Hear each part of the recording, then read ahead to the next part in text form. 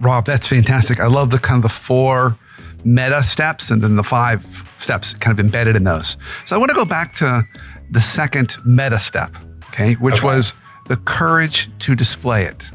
Yes. So let's talk about that, because what you laid out is not, it's not, it doesn't require a PhD to go do these things, and yet it's hard. So why does it require courage? Because it is hard, because empathy is something that's misunderstood. A lot of people think that empathy is just about emotion and feeling. There's some data out from Business Solver, which is a company. They do a state of workplace empathy study every year.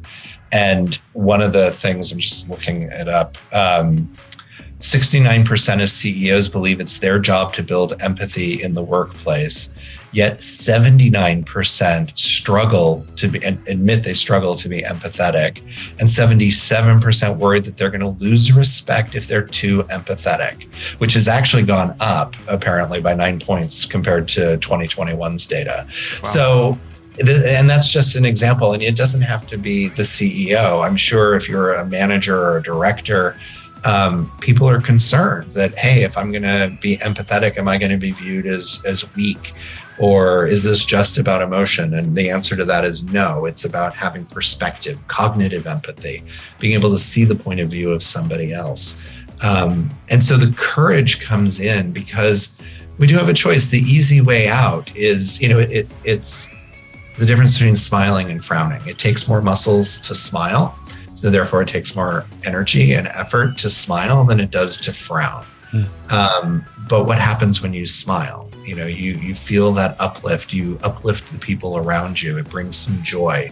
So similarly, if we have the courage to practice empathy, which is kind of the smile in the workplace, to understand somebody, to make the workplace a little better, easier for people, help people feel supported, that's going to yield better results. But it's hard to do. So it becomes a choice. So we need to have the courage to do that. So 2 things came to my mind when you were talking about that. First, it reminded me of all the work that Brene Brown has done around vulnerability, and that it feels like weakness, but there's actually power in it. It actually invites people in versus pushing people away. Correct. So I thought of that. The other thing that it made me think of too was there's this notion around it where is if I'm empathetic, somehow I lose my point of view, or I lose my ability to make a decision, or but what you're saying is no, that's not true. It's a both and. You can still hold your point of view, still hold your position of,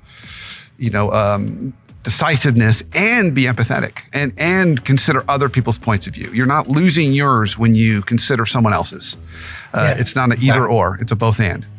Exactly. And that ice cream exercise is usually a good example of, it doesn't mean that I'm wrong or that you're wrong. It just means that you have a different way of, viewing ice cream or liking ice cream. That's okay. It's a different way of viewing the world. And so it's about the both and using that to further whatever skill you're looking to do. So, Rob, I know you're not going to believe this, but we're almost out of time. This has flown by. So what I'd like you to, before I get into my question, I always ask all my guests, I would love for you to summarize, if you can, why this is so important to be empathetic with employees, but also with customers.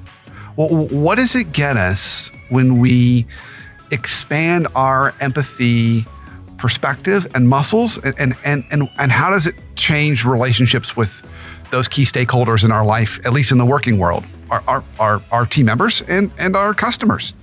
Yeah, if I would invite anyone, I would be curious to hear an example where a company that is really built on the opposite and being unempathetic has actually truly succeeded or is looked up to as this is how I want to be. So, empathy empowers the skills that let us be and succeed at being the people that we are or that we want to become.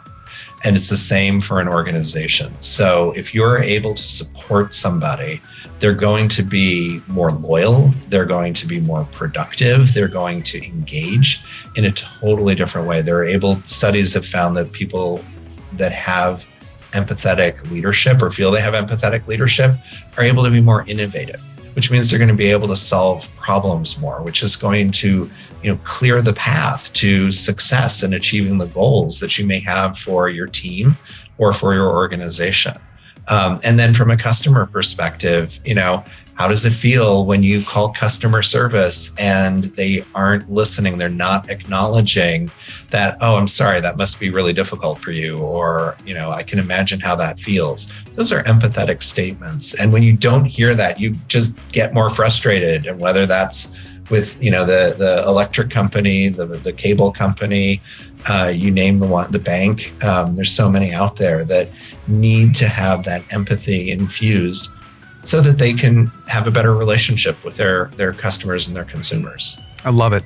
So if I was to sum it all up, it's when people feel heard and seen, it can translate to either or both psychological safety or loyalty.